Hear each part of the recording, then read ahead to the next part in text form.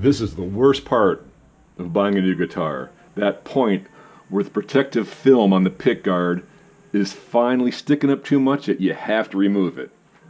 So here we go. No! This is so exciting. Oh my God.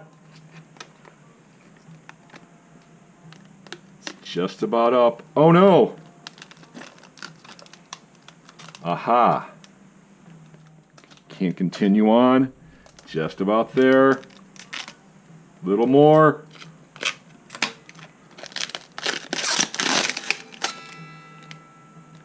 The deal is done.